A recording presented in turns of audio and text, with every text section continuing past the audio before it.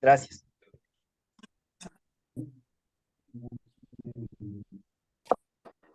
Ok, oremos entonces. Padre, gracias te doy por esta noche, gracias por esta reunión familiar, gracias por la vida de César también que ha podido ingresar. Te damos gracias, Señor, porque podemos seguir tus pasos, tus huellas en medio de la creación. Podemos discernir tus obras y eso nos lleva, Señor, a conocerte aún más, a glorificarte y a entender los tiempos que vivimos también hoy. Pido esta noche que nos des un discernimiento especial de la relevancia de esta temática creacionista para entender el presente y también para hacernos de armas de defensa de la fe, del evangelio y Señor que pasemos del conocimiento también a la acción, a la fe, a la obediencia.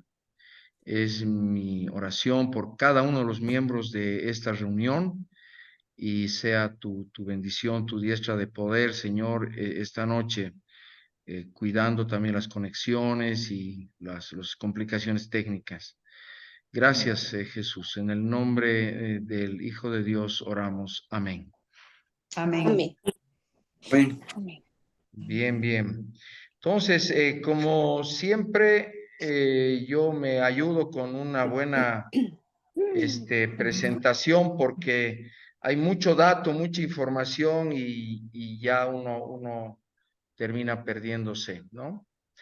Acá en el campamento educativo Senda Alta en Valle Grande tenemos un programa que trabajamos con jóvenes que se llama La Misteriosa Edad de la Tierra, un programa muy bonito, al aire libre, y se basa de alguna manera en esta presentación, ¿no? Que se llama La Misteriosa Historia de la Tierra.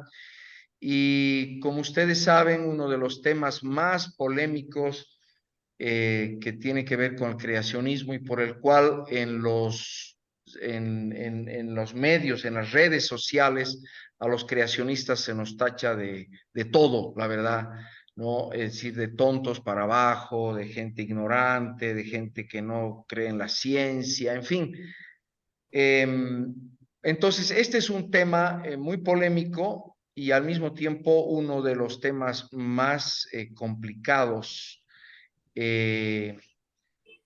para un creacionista que no está bien informado. Pero si ustedes, que son personas firmes, discípulos de Jesucristo, y que quizás han dudado alguna vez de ir a la defensa de los 6,000 años, espero que esta información les afirme a que no hay nada que temer, no hay nada que nos haga tambalear, porque verdaderamente las evidencias son tan grandes a favor de una edad corta que no hay por qué atemorizarse, ¿ya?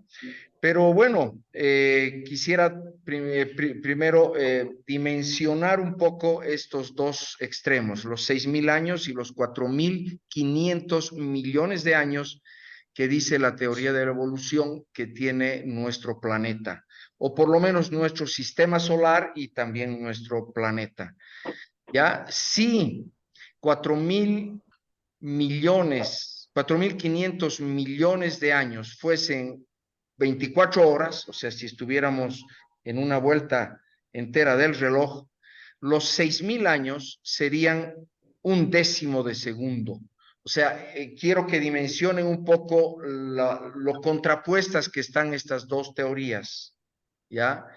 A veces imaginarnos 4,500 millones de años no es fácil, o sea, es un número con muchos ceros y no, pero pongámoslo en esta dimensión y vamos a ver que son dos propuestas totalmente contrapuestas, por lo menos en tiempo y en procesos también, ¿ya? Y por esto es que en esta polémica no se puede casi llegar a conciliaciones.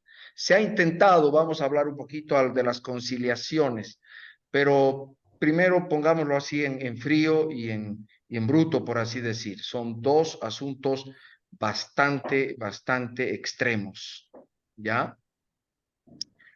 Ahora, ¿por qué es relevante esta temática? A mí no me interesa solo esto desde el punto de vista científico. Hay una relevancia mucho mayor que esto. Lo que está en juego, en otras palabras, es mucho más que simplemente datos científicos.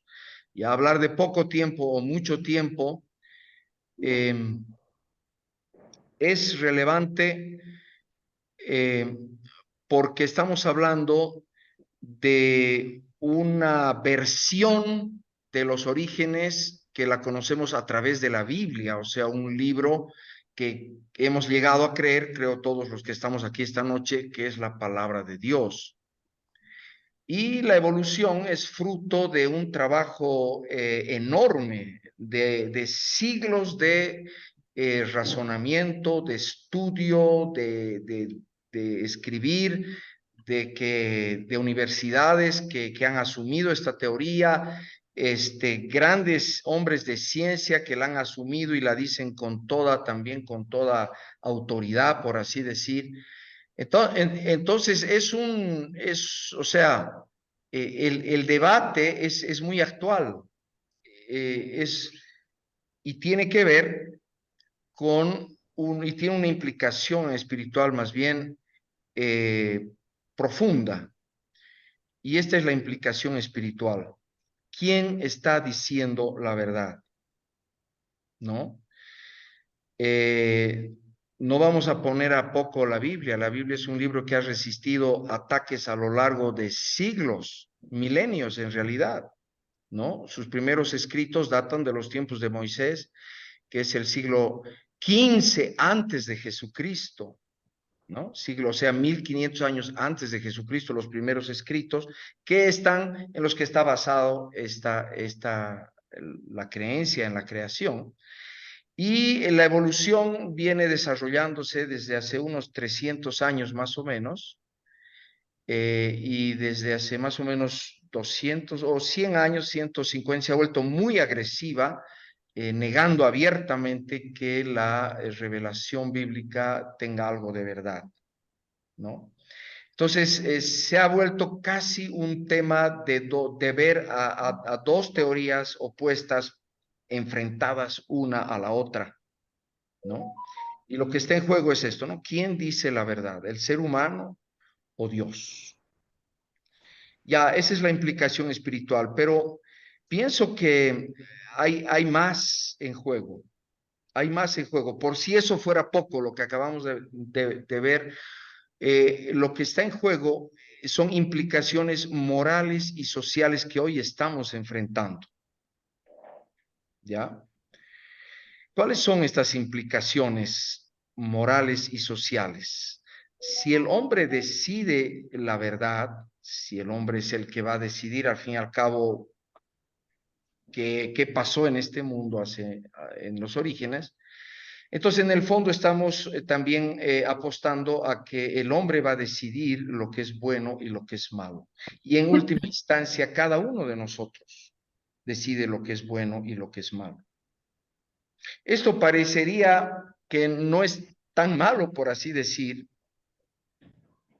pero cuando miramos los frutos que hay en la sociedad, donde cada uno decide hacer lo que bien le parece y cada uno es una norma para sí mismo, vemos que el mundo se está autodestruyendo. Nosotros los seres humanos estamos llevándolo a su destrucción total por ese sentirnos como Dios, ¿no? O sea, yo decido lo que es bueno o malo para mí, para mi familia o finalmente solo para mí. Y entonces nadie me puede juzgar en lo que yo decida, ¿no?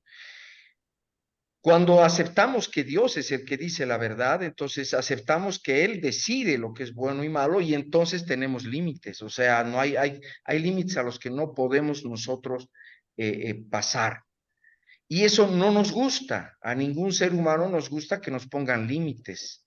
Entonces, pareciera que lo que en el fondo está en juego en este asunto no es solo un asunto de años, sino es un asunto de que, bueno, no quiero que me arruinen esa autonomía moral que he decidido adoptar y con la cual mi vida de alguna manera está tranquila porque no soy juzgado por nadie menos por Dios. Ahora, este hecho está en las Escrituras. O sea, esto ya estaba de alguna manera anticipado en las Escrituras. Y voy a dar lectura a Romanos capítulo 1, versículos 26 en adelante, en una versión que se llama la versión de traducción del lenguaje actual, para que sea más contextualizado a nuestro lenguaje, ¿no? No tanto el lenguaje de la Reina Valera, que sí es bueno para estudiar, pero es un poco antiguo, ¿no? A ver, dice así: por esta razón, Dios ha dejado que esa gente, después vamos a entender quién es esa gente, ¿ya? Después vamos a tener una lectura del pasaje antes de esto, pero Dios ha dejado que esa gente haga todo lo malo que quiera, ¿ya?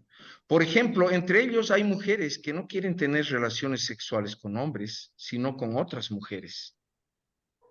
Y también hay hombres que se comportan de la misma manera, pues no volvieron a tener relaciones sexuales con sus mujeres, sino que se dejaron dominar por sus deseos de tener relaciones con otros hombres.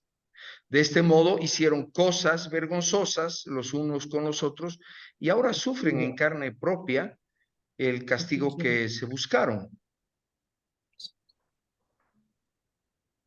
Como no han querido tener en cuenta a Dios, Dios los ha dejado hacer todo lo malo que su mente inútil los lleva a hacer. Son gente injusta, malvada, codiciosa. Son envidiosos, asesinos, peleadores, tramposos y chismosos. Hablan mal de los demás, odian a Dios, son insolentes y orgullosos y se creen muy importantes. Siempre están inventando nuevas maneras de hacer el mal y no obedecen a sus padres. No quieren entender la verdad, ni se puede confiar en ellos. No aman a nadie, ni se compadecen de nadie. Dios ya lo ha dicho y ellos lo saben, que quienes hacen esto merecen la muerte. Y a pesar de eso, no solo siguen haciéndolo, sino que felicitan a quienes también lo hacen. Bueno, ¿qué les parece esta descripción en lenguaje actual de lo que está diciendo y lo que dijo Romanos? Es el apóstol Pablo a los romanos hace ya más de 2000 años, ¿no? O sea, es sorprendente la actualidad de este texto. Sorprendente cómo está describiendo la situación moral y social de nuestra sociedad. Pero esto ya ha estado ocurriendo desde hace 2000 años. Luego vamos a entender la relación de este pasaje con el creacionismo, pero tiene que ver con lo que hemos dicho hace un momento. O sea, al fin y al cabo, ¿quién decide lo bueno y lo malo?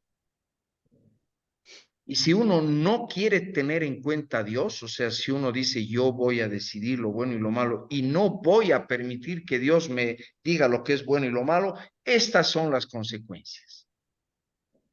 Uno se inventa teorías de maldad. Ejemplo, ideología de género. Una nueva ideología que ha surgido hace unos años. Hoy está muy de moda, nos está haciendo doler la cabeza, se está metiendo en la educación, en la escolaridad, en todo. Y tiene que ver con esto, con no querer tener en cuenta a Dios. Y eso empezó, lo vamos a ver, empieza en el terreno de los orígenes. Entonces, sí, el tema de los miles o millones de años no es un asunto de curiosidad nada más, o un asunto de ciencia, a ver qué ciencia tiene la razón, no. Tiene implicaciones muy serias que nos tocan a nosotros en el día a día y sobre todo a los que están criando hijos chicos en este tiempo.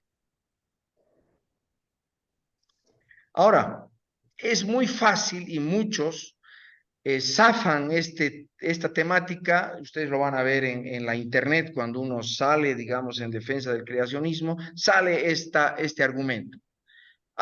Otra vez estos religiosos con sus argumentos se meten a hablar de lo que no saben porque ellos no son científicos y entonces llevan a que como si esto fuera un debate de religión versus ciencia. No se trata de un debate de religión versus ciencia como lo vamos a ver en un momento más. A ambos lados del debate, en ambos lados del debate, hay creencias. O sea, estaríamos hablando más bien un debate de creencia versus creencia. La ciencia tiene algo que ver, pero vamos a ver que es muy poquito. En realidad, ¿qué dicen los que creen en la evolución? Están en el fondo asumiendo esta filosofía que está escrita aquí. Creemos que la materia se pudo y se puede organizar a sí misma, sin la intervención de un ser inteligente, por puro azar. Pero toma mucho tiempo. Ya hemos visto 4.500 millones de años, que no es poca cosa. De modo que no podemos observarlo. De hecho, nadie ha observado un proceso de evolución, porque esas cosas han ocurrido en el pasado y un pasado remotísimo, ¿no? La evolución de la vida comenzó, según la teoría de la evolución, 3.000 millones de años antes de que aparezcamos sobre la Tierra. Entonces, obviamente, no hay nadie que lo ha podido observar. Pero se dice, hay evidencias de estos procesos lentos. Hoy pudiéramos tener algunas evidencias, y ahí es donde entra la ciencia, pero en el fondo se trata de una creencia en algo que nadie ha visto. Los que creemos en la evolución también estamos basados en una creencia. Creemos que un ser bueno y todopoderoso, que está más allá del tiempo, lo ha creado todo con un propósito. Como es bueno, nos ha revelado en la Biblia, nos ha dejado un libro en que podemos entender cómo y para qué lo hizo. Y como es todopoderoso, no existen límites materiales a su acción. Yo por lo menos creo así, y mi creencia, obviamente, trato de buscar evidencias que respalden lo que creo, porque no soy una persona que cree ciegamente, ¿no? Soy una persona racional que cree también en base a lo que se puede comprobar, lo que se puede ver. Pero lo que está más a mi mano para basar mi fe es este libro, ¿no? Un libro de por sí es un milagro, este libro, porque ha sido atacado, ha intentado ser destruido. Miren, tiene ya, ¿cuánto? 3.500 años de existencia la Biblia. Claro, el Antiguo Testamento se ha ido, digamos, consolidando hasta unos 450 años antes de Jesucristo. El Nuevo Testamento ha sido escrito después de Jesucristo, más o menos un periodo de 20, 30 años, todos los escritos del Nuevo Testamento, así que tiene más o menos unos 2.000 años de antigüedad. Y créame, ha sufrido todo tipo de ataques. Y aquí está en nuestras manos. Entonces, ya de por sí tener la Biblia es una evidencia admirable de que hay alguien cuidando este libro, ¿no? Entonces, aquí están digamos, el asunto de por qué no es un asunto de religión versus ciencia, es un asunto de dos creencias y donde la ciencia en ambos lados también tiene algo que decir. Es donde las evidencias de lo que dice la Biblia o las evidencias de los procesos lentos. Y ahí es donde entra la ciencia creacionista, ¿no? Los creacionistas somos personas que creemos en la Biblia y que usamos la ciencia para encontrar esas evidencias que la Biblia me deja como una verdad. Bueno, terminamos de leer el pasaje que acabamos de dejarlo y vamos a leer la primera parte para ver cómo se relaciona esta situación que describe este pasaje tan actual con la creación. ¿no? Con los temas de la creación. Fíjese, Romanos 1:18 empieza así, dice, pero hay gente malvada, la cual no deja que otros conozcan la verdad acerca de Dios. Y Dios que vive en el cielo está muy enojado con ellos. Esa gente sabe todo lo que se puede saber acerca de Dios, pues Dios mismo se lo ha mostrado. Por medio de lo que Dios ha creado, preste atención, por medio de lo que Dios ha creado, todos podemos conocerlo y también podemos ver su poder. Interesante. Es lo que ya decía Francis Bacon. Francis Bacon, uno de los padres de la revolución científica allá por el siglo XVI, decía, tenemos dos libros para conocer a Dios, el libro de la naturaleza y el libro de la Biblia, y además tenemos a Cristo, que es la palabra viviente. Entonces, de alguna manera, estudiando la creación, uno puede llegar a conocer a Dios, y esto es lo que está diciendo el versículo 20. Y también podemos ver su poder.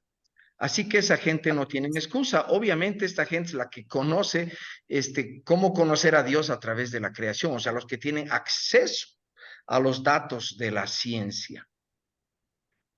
Pues saben de Dios, pero no los respetan, dice, ni le dan las gracias.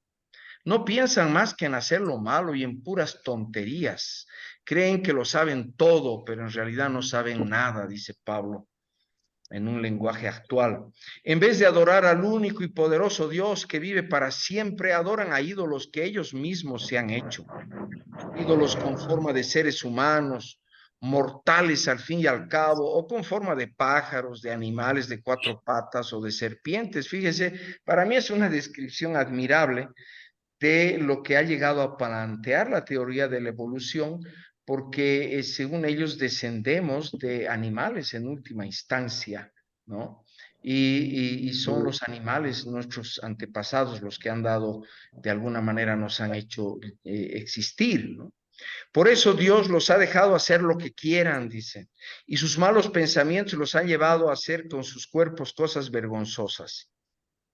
En vez de adorar al Dios verdadero, adoran a dioses falsos, adoran a cosas que Dios ha creado, en vez de adorar a Dios que las creó y que merece ser adorado por siempre.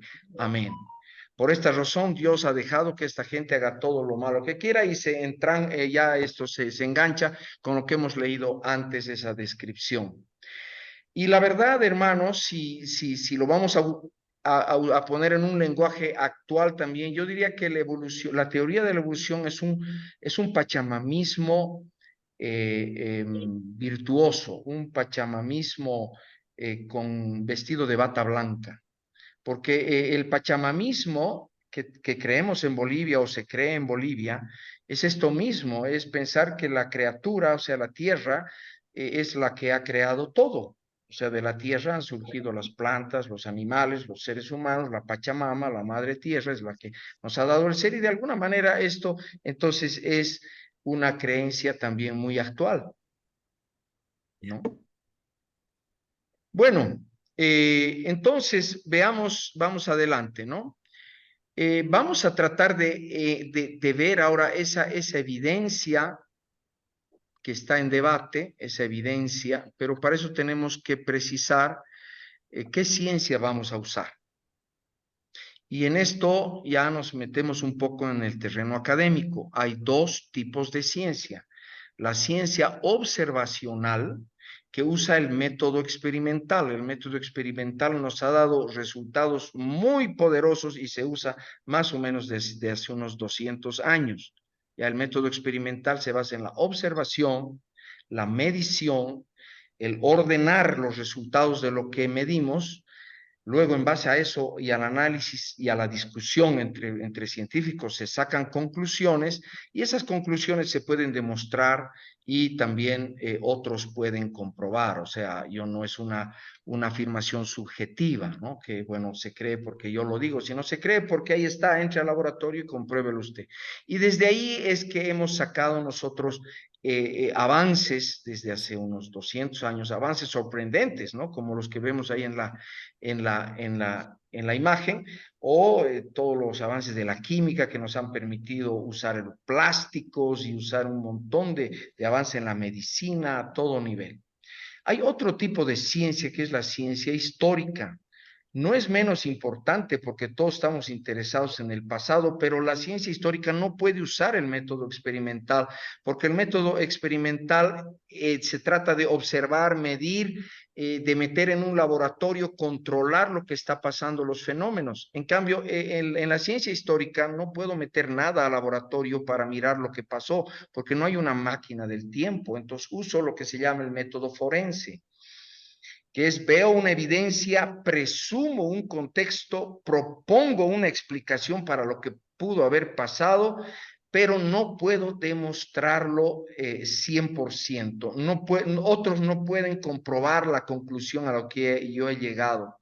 Tendrían que de alguna manera debatir, no sé, y por eso la ciencia histórica no es tan tajante, tan taxativa, ¿no? Por ejemplo, ahí vemos en el dibujo la evidencia, son unos huesos de dinosaurio. Bueno, ahora, ¿qué conclusión saco? Que estos murieron peleándose, pero pudieron morir de otra manera, porque yo no estuve ahí, no pude verlos pelear, ¿no es cierto? Entonces, siempre van a quedar un margen, una laguna frente a la ciencia histórica. Esto es muy importante porque, bueno, aquí está, digamos, las ciencias que usan el método experimental, química, física, biología, no en la parte de la evolución, ¿no? En la biología, en la parte experimental, la informática, la aeronáutica y otros más, en cuestión de la ciencia histórica, bueno, la historia, la geología, la paleontología, que es el estudio de los fósiles, la arqueología, el estudio de las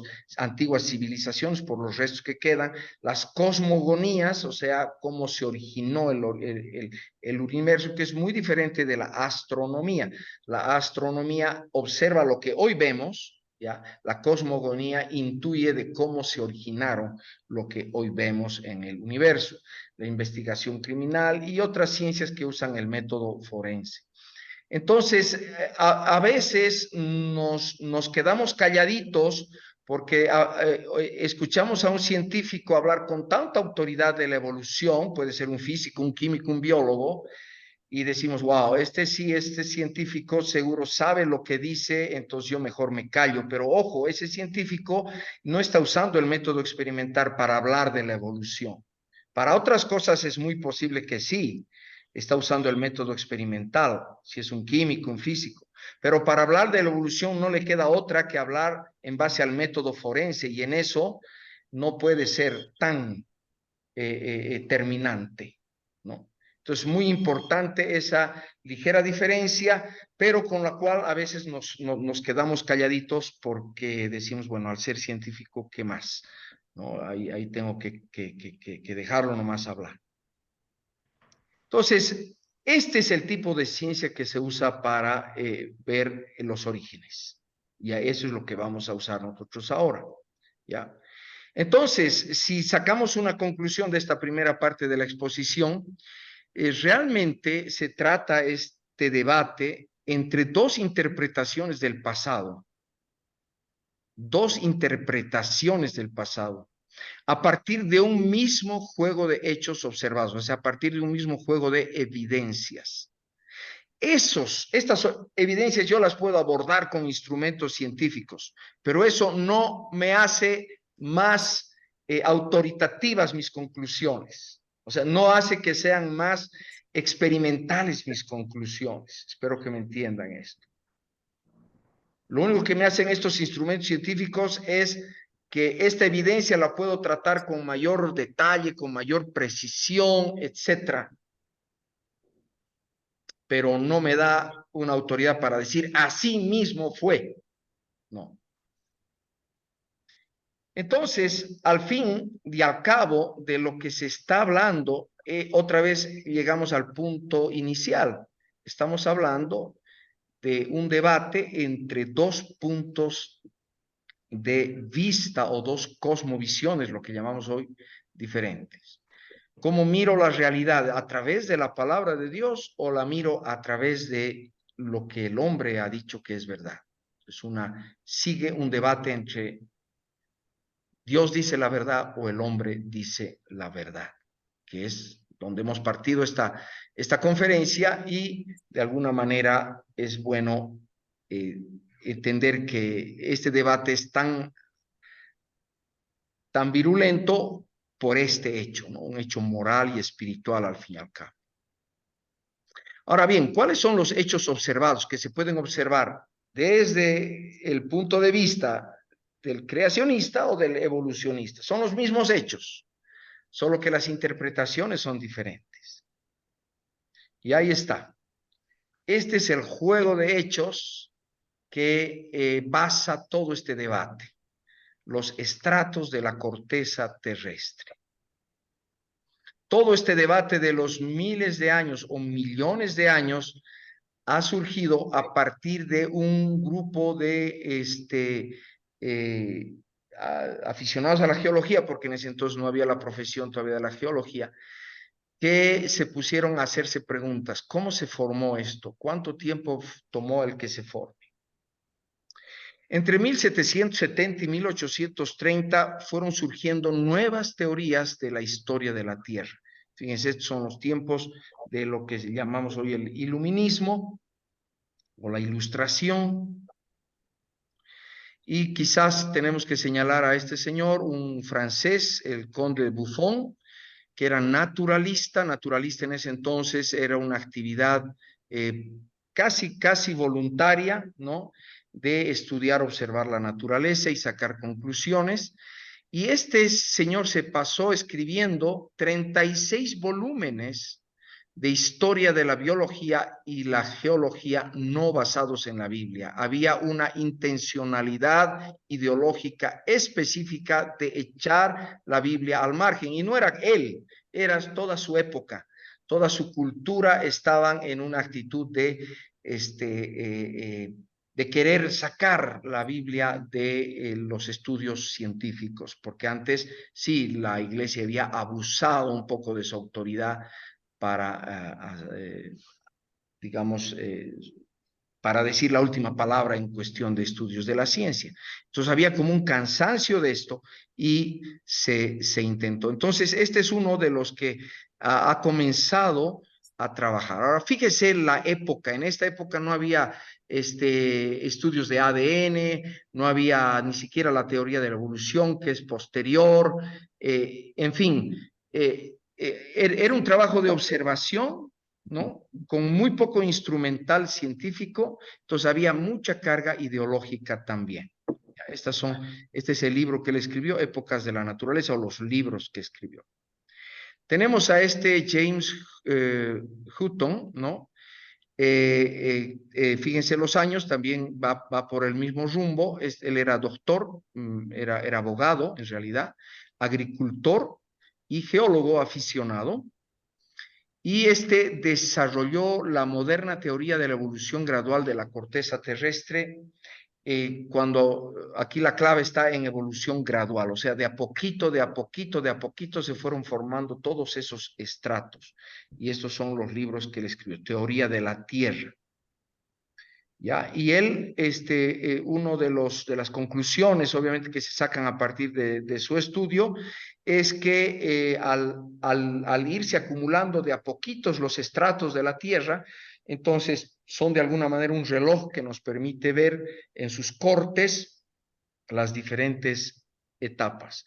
Y como él dijo, los fenómenos de hoy son una clave para entender los fenómenos del pasado, y hoy se acumula muy poquito, muy poco estrato se acumula de manera natural. Los mayores fenómenos son más bien de deterioro, o sea, de erosión. Entonces se dijo, bueno, entonces estos kilómetros que tiene, por ejemplo, el Gran Cañón, que hemos visto una foto, estos kilómetros deben ser expresión de millones de años de acumulación. Entonces dijo, sí. Entonces quiere decir que las vidas enterradas ahí representan millones de años entre unas y otras. Sí, esas fueron las conclusiones que se fueron sacando a partir de este estudio de los estratos acumulados lentamente, ¿no? Entonces, de acuerdo a la evolución, ya esto es algo que se estudia en las universidades hoy, ¿no? Toda esta columna geológica que se llama, ha tomado entre 1.9 a 3, o sea, casi 2.000 millones de años a casi 4.000 millones de años en acumularse. Entonces, de ahí viene la idea de los millones de años, ¿ya? Ahora, ¿qué nos dicen los científicos creacionistas? ¿Cuál es la evidencia que nosotros mostramos a los mismos fenómenos, a los estratos y a los fósiles que están enterrados en ellos? Primero, hay suficiente evidencia que los estratos sedimentarios, o sea, estas como capas de torta que vemos en el Cañón del Colorado, por ejemplo, o en todas partes, son resultado de una deposición rápida. O sea, aquí no se necesitaron millones de años, sino fue un solo evento violento, fruto de una catástrofe global bajo agua que rompió la corteza terrestre. Y hay la evidencia que voy a mostrar ahora va con esto. Y a esto nosotros encontramos un relato de esto en el diluvio de los tiempos de Noé. Por ejemplo, estratos doblados, estratos gruesos doblados, como esa foto. Esto no se dobla en millones de años, eso tiene que estar fresco todavía y tiene que haber un movimiento catastrófico, un movimiento telúrico muy fuerte para plegar de esta manera, como si fuera una tela, ¿no? La Tierra. Fósiles poliestráticos, en un momento más vamos a ver qué son estos. O evidencias de erosión. Erosión quiere decir que se va rompiendo, se va, como quien dice, abriendo brechas, se van abriendo, disculpen la palabra, cañones, ¿no? Pues se van abriendo como surcos profundos en la tierra rápidamente, ¿ya?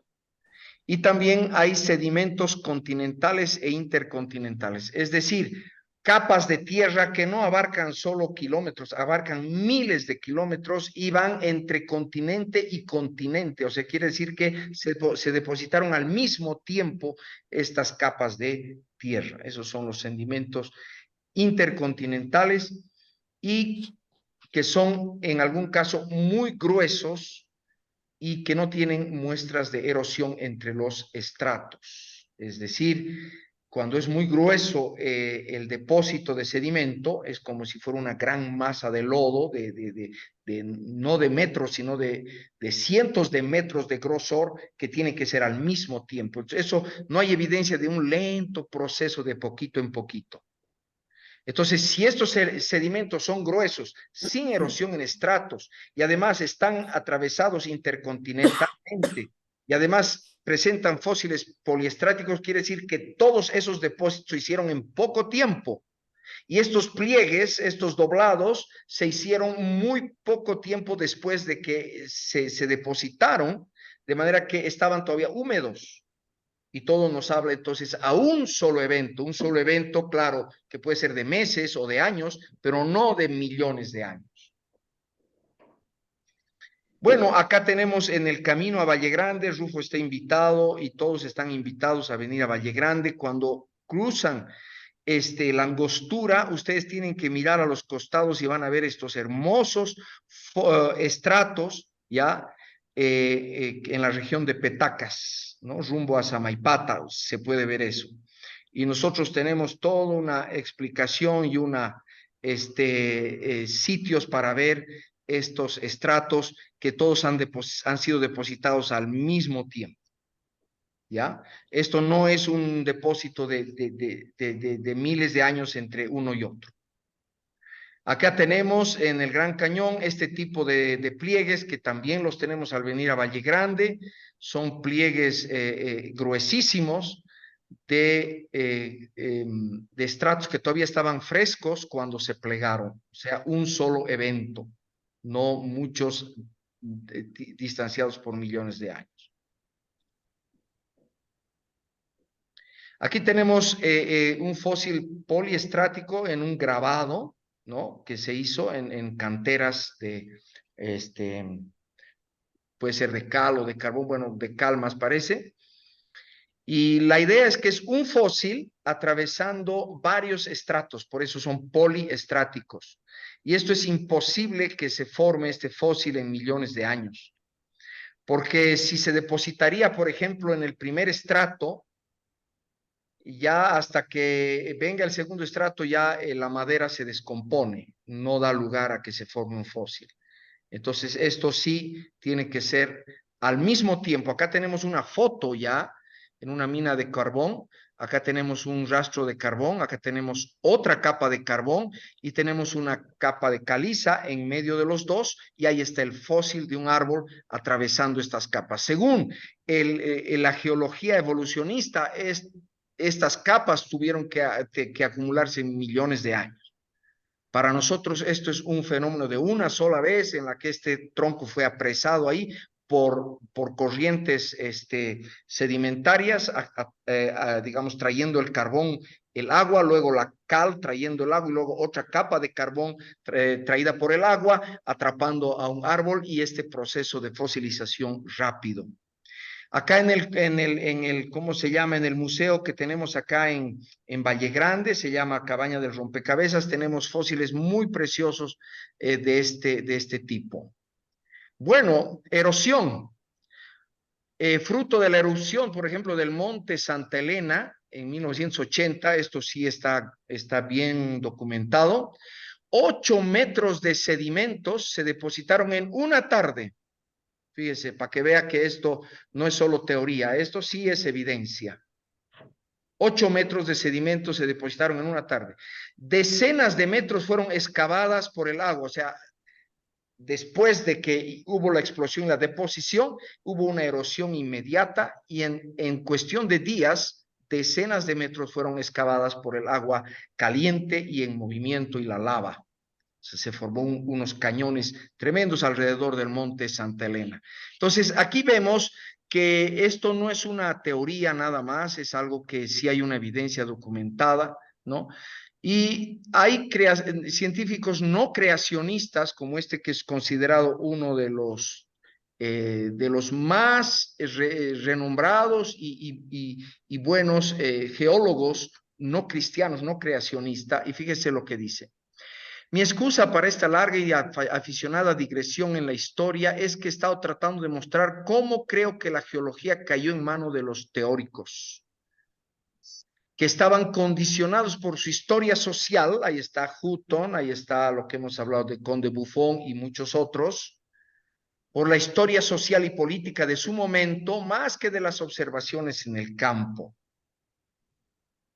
En otras palabras, nos hemos hecho un lavado de cerebro, dice geólogo no creacionista, ¿no? Nos hemos hecho un lavado de cerebro al evitar cualquier interpretación del pasado que involucra lo extremo y lo que podría denominarse procesos catastróficos. O sea, en otras palabras, nos hemos hecho un lavado de cerebro por esta idea de acumulación lenta de las cosas y que no ha sido fruto de procesos catastróficos, como por ejemplo el diluvio. Así que los mismos geólogos reconocen que la geología ha caído en manos de estas teorías. Ahora, sigamos adelante. Hay suficiente evidencia que la gran mayoría de los fósiles encontrados en los sedimentos son resultados de un proceso muy rápido y catastrófico de sepultamiento bajo lodo y agua mineralizada. ¿Cuál puede ser este proceso? Nosotros los creacionistas señalamos el diluvio que está relatado en la Biblia. Por ejemplo, cementerios inmensos de fósiles. Estamos hablando de kilómetros, hectáreas de cementerios de fósiles, como si todos hubieran muerto al mismo tiempo y se hubieran vuelto piedra también, digamos, al mismo ritmo. Una variedad de seres, no solo son de un mismo tipo, no descomposición de partes blandas. Ustedes saben que cuando un ser muere es consumido por las bacterias. Entonces es imposible tener, digamos, partes blandas fosilizadas en millones de años porque ya las bacterias se lo han comido. Pero hay esta evidencia de rápida fosilización, objetos frágiles petrificados. Por ejemplo, acá tenemos en el Gran Cañón Red Wall 2 metros de grueso, 200 kilómetros de largo, 30,000 kilómetros cuadrados de estas nautiloides, o sea, nautiloideos, que son seres marinos, moluscos de mar, todos amontonados en el mismo lugar como si hubieran sido arrastrados y muertos al mismo tiempo. ¿Ya? En Great River, en Wyoming, tenemos, por ejemplo, este tipo de fósiles, aves, junto a peces, junto a mamíferos, ¿no? Y peces, fíjese, hay un molusco y parecería que este pez está comiendo al molusco. Estos no son fotos trucadas, esto está en los museos. Y entonces este es un gran cementerio de fósiles muy diversos, de diversas especies, en los mismos, ¿no? En las mismas formaciones, o sea, como que vivieron al mismo tiempo todos estos. Y todos estos fueron arrastrados por masas de agua y fosilizados rápidamente. Fíjense, tenemos en el mismo lugar de Green River fósiles de libélulas, fósiles de flores, de abejas, eso ya es en otro lado. Esto en Francia, fósiles de pinos, hasta de heces fecales, ¿no? Coprolitos. Esto no ocurre hoy normalmente, esto es fruto de una catástrofe muy única, ¿no? Que ha permitido una fosilización rapidísima antes de que esto se descomponga o se deshaga. No es fruto de miles de años de lenta acumulación. Hoy tenemos bolsas de harinas petrificadas, también están en los museos, para que vean que el proceso de fosilización no es un fenómeno que tarda mucho tiempo. Sombreros petrificados, jamón petrificado, salchichas petrificadas, o sea, fósiles de todo esto. Porque, ¿cuál es la explicación del proceso de fosilización? La fosilización es un proceso que puede tomar desde unas pocas horas, preste atención. La fosilización es un proceso que puede tomar desde unas pocas horas a millones de años. Dicen millones de años, pero nadie ha vivido millones de años, así que nadie puede asegurar. Pero las pocas horas sí se pueden verificar, ¿no? La cantidad de tiempo que le toma a un hueso para convertirse en completamente permineralizado, o sea, en fósil, es muy variable. Si el agua subterránea está muy cargada con minerales en solución, el proceso puede ocurrir rápidamente. En huesos modernos que caen en manantiales de aguas minerales pueden llegar a ser permineralizados, o sea, fosilizados, en cuestión de semanas. Y eso no lo dice una fuente cristiana, esto lo dice un libro digamos, de paleontología. Entonces, la idea que nos han lavado el cerebro de que los fósiles siempre son resultados de millones de años es una mentira, es un proceso químico, es muy parecido al proceso del concreto, ¿ya? Donde yo mezclo una mezcla adecuada de componentes y en 2 días, 3 días ya lo tengo vuelto piedra.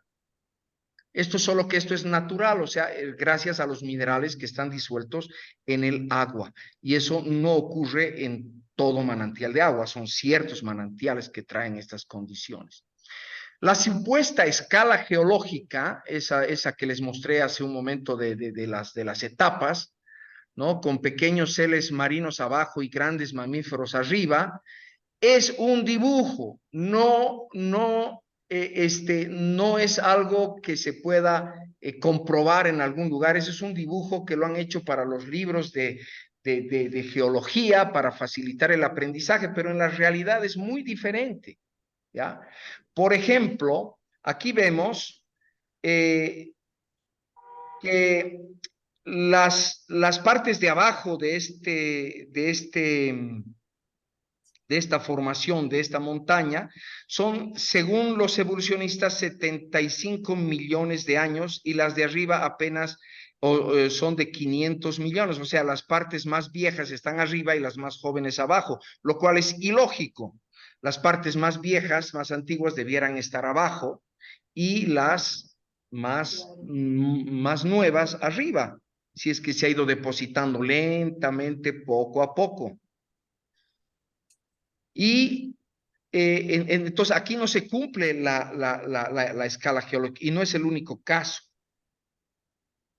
Por ejemplo, el monte Everest, arriba es más joven, perdón, arriba es mucho más viejo que abajo. 60 millones de años el pico y el cuello 14 a 40 millones de años, mucho más joven abajo que arriba. Esto es en el monte Everest.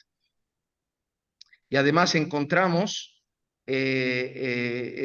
encontrado fósiles de seres marinos en los picos del Everest.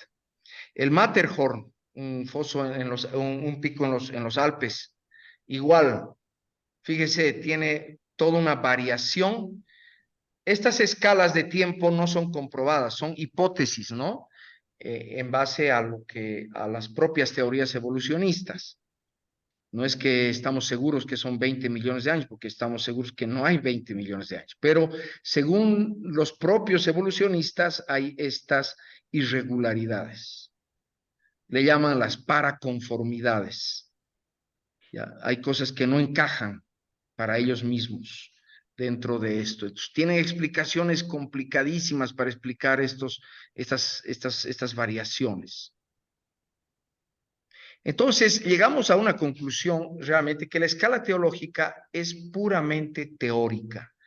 Es un acomodo pedagógico que se hace para enseñar geología y evolucionismo. Pero en realidad no hay algo así tan puro. Incluso hay muchos lugares en que los trilobites aparecen por encima de fósiles de dinosaurios y aún de mamíferos. ¿Cómo explica el creacionismo esto? Bueno, inundaciones, fruto del diluvio, una tras otra. La primera entierra la vida terrestre y la siguiente trae vida marina. ¿Sí? Si el diluvio es el origen de los fósiles y el origen de los estratos en la Tierra, entonces no era un diluvio ordenado, era un diluvio caótico y por eso vemos estas cosas. ¿Ya? Entonces, el diluvio de los tiempos de Noé, entendido bíblicamente y entendido geológicamente, no era una lluviecita, era un partimiento de la corteza terrestre trayendo unos tsunamis tremendos y cubriendo todo el globo, de manera que se acumularon sedimentos rápidamente, entonces la Tierra nos da la impresión de ser más vieja. La fórmula evolucionista es poca agua en mucho tiempo o poca tierra en mucho tiempo, ¿no? Pequeños depósitos. Y la fórmula creacionista es mucha agua, mucho sedimento en poco tiempo. Y ahí están los cambios. Vamos a terminar nuestra exposición mostrando otras evidencias a favor de una edad corta para la Tierra. Voy a ir muy rápido aquí. Pero tenemos libros, etcétera, que hablan de cada una de estas evidencias. Campo magnético de la Tierra, la existencia de cometas, los gases atmosféricos, la erosión de los continentes, los pozos surgentes, los sedimentos oceánicos, la rotación de la Tierra, los remanentes de supernova, la falta de esqueletos humanos, la rotación de las galaxias, etcétera. Y en otro, hay un libro que presenta 101 evidencias a favor de una Tierra joven. Aquí estoy mostrando, fíjese, apenas, no sé, 8, 9, pero de dónde podemos hablar de que la Biblia no nos está engañando, nos está haciendo la verdadera historia de la Tierra.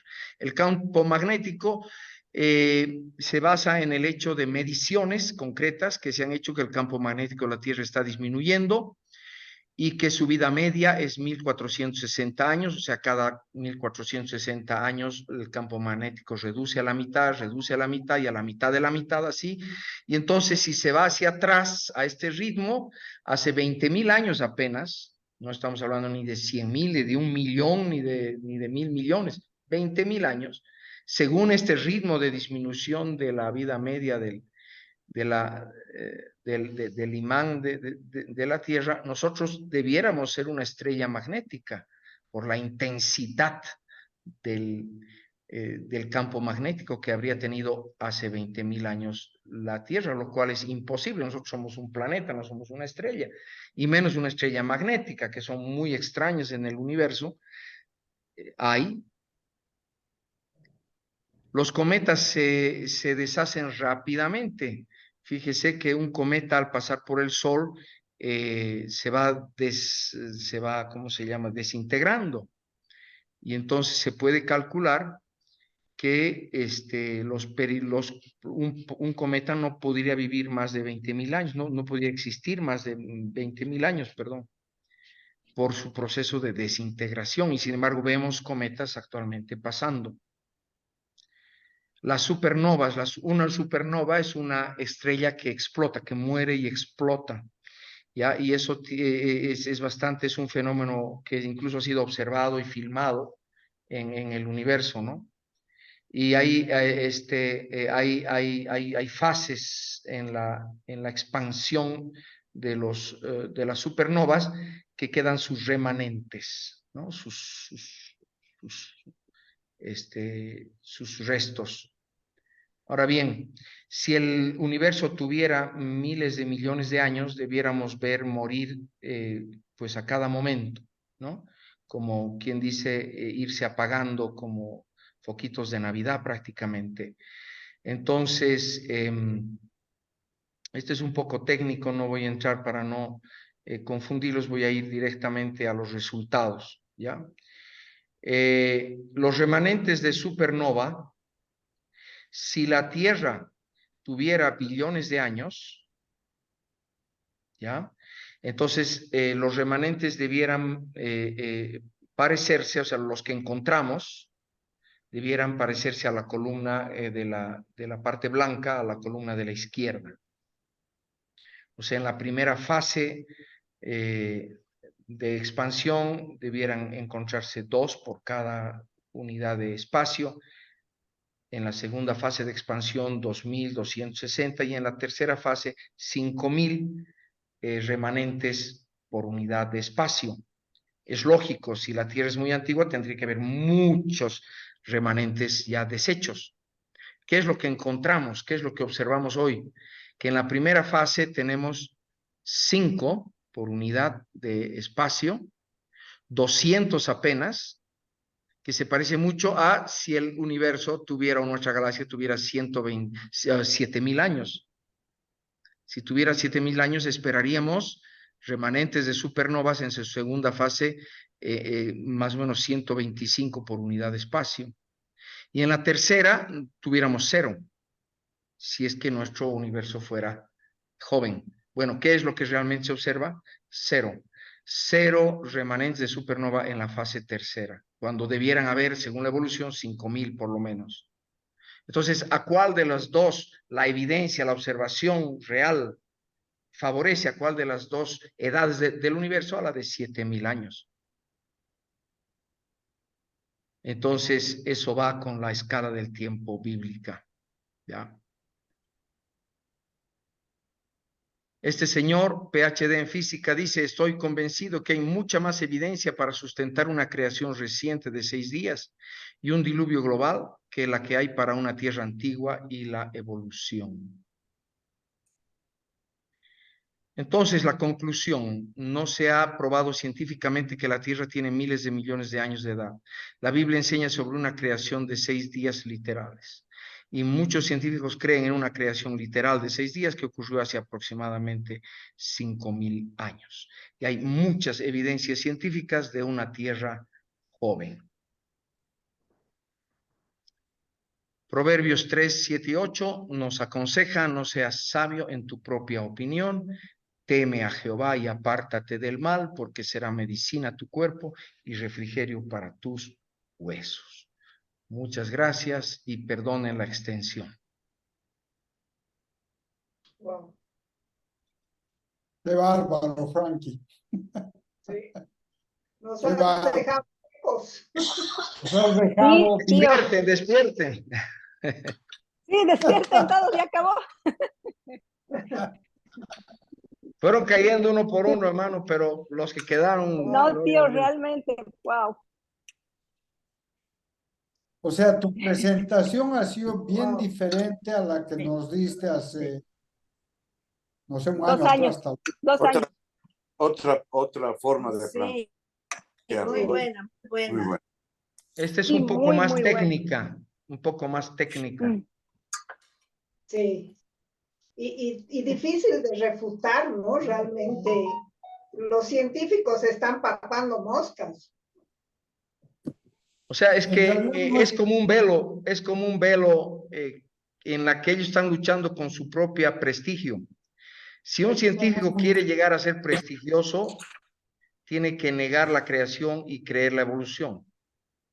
Y como los científicos están en pelea por prestigio, porque el prestigio les da trabajo en grandes universidades y ganan grandes sueldos, tienen que manifestarse en contra de la evolución. Y ahí está el círculo vicioso. Pero hay gente honesta que poco a poco está diciendo, no, no, ya no meto mis manos al fuego por la evolución, sobre todo en el campo de la microbiología, porque ahí la cosa es peor. Si esto hemos visto en la geología, digamos, y nos ha dejado ciertamente un poco convencidos, cuando vayamos al campo de la microbiología nos vamos a quedar con decir, ¿qué hacen los biólogos creyendo en la evolución? Porque ya no hay dónde ir, digamos, para atrás. Es demasiada el diseño admirable que hay en la vida. Es demasiado. Increíble realmente. Entonces los 6 días de la creación pues son los 6.000 años que tiene la Tierra. Listo. Bueno, yo diría que los 6 días fueron los 6 días y de ahí tenemos 4.000 años hasta Jesucristo y de ahí tenemos 2.000 años hasta el día de hoy. Esos son los 6.000 Claro. años. Pero entonces, de alguna manera, Sergito, hace poco han celebrado los Aymaras del año 5.000 y pico, no recuerdo. Le digo, algo está 2300 y justo pico. con el tiempo de la creación. Sin darse cuenta. Están mejor orientados. Los Aymaras no habían hace 5.000 años. Pero ellos Han están aparecido más, recién hace pero 2.500, o sea, están... yo no cualquier sé por qué cosa. están, y los judíos igual, en el Los cambio, judíos 5.000 igual. no sé qué. Los judíos están por el año 5.000 y tanto también. Sí, ajá, junto Tío con los querido, Aymaras. por ahí ya has explicado esto y se me ha escapado, pero el Paul me pidió que te pregunte, que es que acabo de salir de su clase de español ahorita, pero la Speak in creación Spanish. fueron, y ahí está, y está dando duro al español, con la tía Marianto.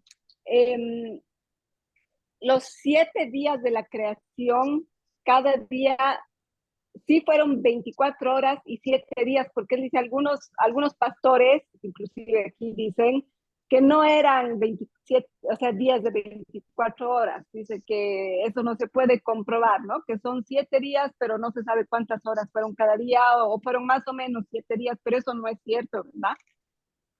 En realidad, Moni, yo dije al principio de la conferencia que hay intentos de compatibilizar las dos cosas, o sea, intentos de compatibilizar lo que dice la Biblia tal cual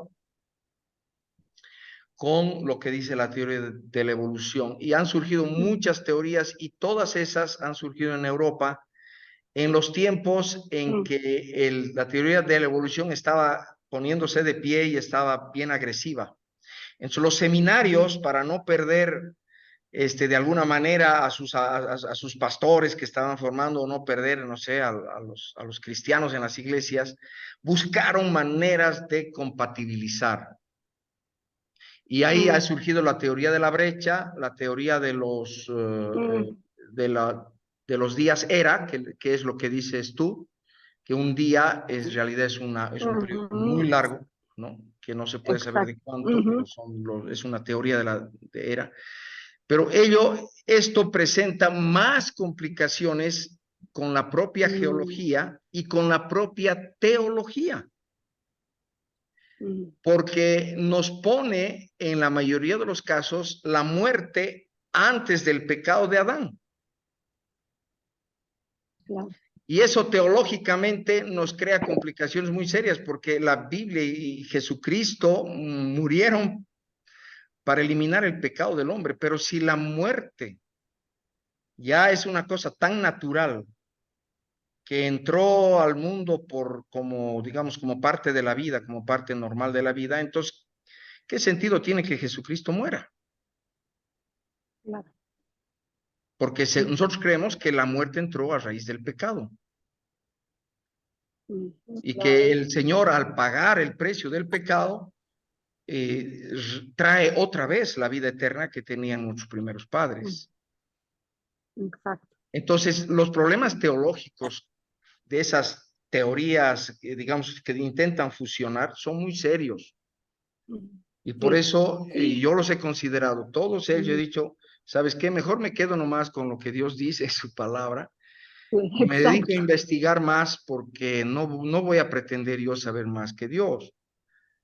Y quizás los tengo que, digamos, ponerlo en una jerarquía y decir, quizás los pastores que enseñan eso y los científicos también podrían estar equivocados y la Biblia seguir teniendo nomás la razón. Yo he llegado a ese punto porque las alternativas son más complicadas. Los puntos medios son más enredados. Sí, exacto.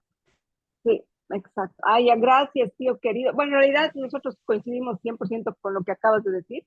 Solo el Paul me dice, quisiera saber qué opina tu tío de esas personas que piensan eso, ¿no?